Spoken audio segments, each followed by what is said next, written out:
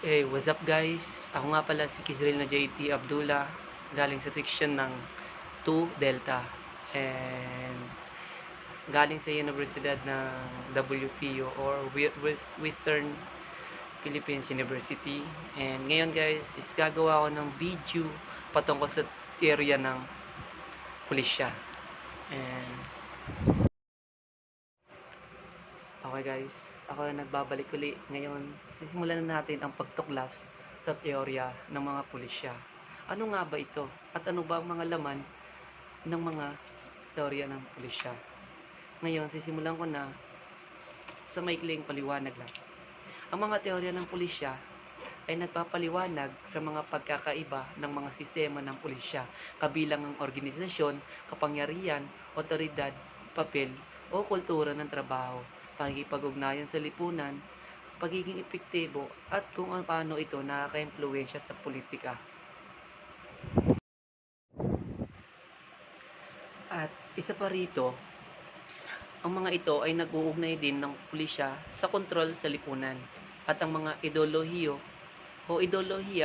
ng katarungan, ang mga tanong at kung ano ang mga pulis ay naglilingkod sa lahat o nagpuprotekta nga ba sa ilan sa kapinsalaan ng mga nakakarami o nagbibigay diin sa mga normatibong elemento ng pulisya. At ngayon, dadako tayo ngayon sa papel ng mga pulis sa kontrol ng lipunan. Ang mga pulis ay may mga mahalagang papel sa kontrol sa lipunan na nagpuprotekta sa mga dominanteng distribusyon ng mga kalakal laban sa krimen, subverbisyon at kaguluhan.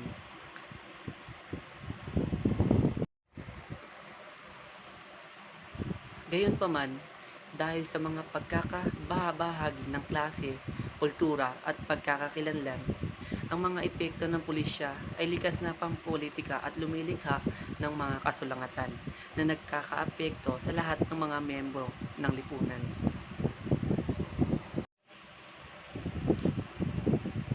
Pag sinabing teorya ng pulisya ay may mga iba't ibang mga pagpapaliwanag rito.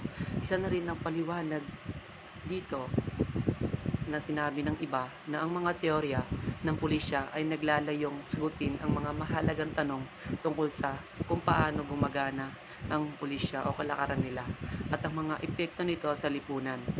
Narito ang mga iba o iilan na mga simpleng pagpapaliwanag o mga katanungan patungkol sa teorya ng pulisya.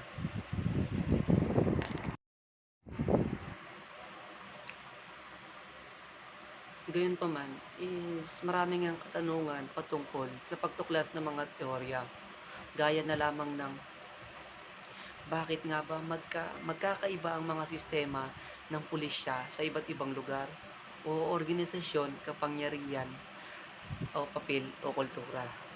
O paano nagkikipag-ugnayan ang mga pulisya sa lipunan o estado?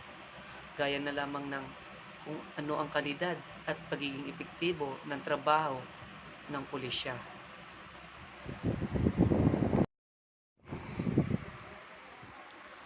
At ilan pa rito ay may mga mahalagang katanungan din sa pagtuklas ng pulisya o teorya ng pulisya. Gaya na lamang ng ang mga pulis nga ba ay naglilingkod sa lahat o sa ilan lamang mga makakapangyarihan lamang? O ang mga pulis nga ba ay isang pwersa para sa pagpapanatili ng kaayusan sa lipunan o isang kasangkapan para sa pagkontrol sa ilang grupo? At hindi alam ng mga karamihan o iilan na ang pagtuklas sa teorya ng pulisya ay may iilan o mahalagang puntos sa pagtuklas nito.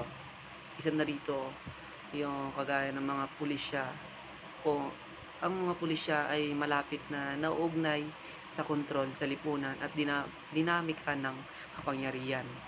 Isa na rin dito kung trabaho ng pulisya ay nakakaapekto sa iba't ibang tao, sa iba't ibang paraan o depende sa kanilang katayuan sa lipunan, kultura at pagkakakilanlan. Meron din namang mga pulisya na likas na pampolitika at maaaring lumika ng mga kasalungatan. laban sa mga masasamang mga gawain ng ibang kupunan.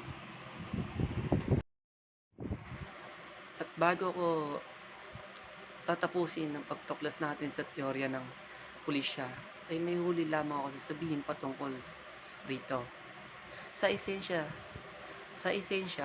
ang mga teorya ng pulisya ay tumutulong sa atin na maunawaan ang mga komplikadong relasyon sa pagitan ng pulisya, lipunan at kapangyarihan, at kung paano hinuhubog ng mga relasyong ito ang paraan ng paggawa ng pulisya. Dito lamang nagtatapos ang ating topic o pagtuklas sa teorya ng pulisya, and maraming salamat sa pakikinig.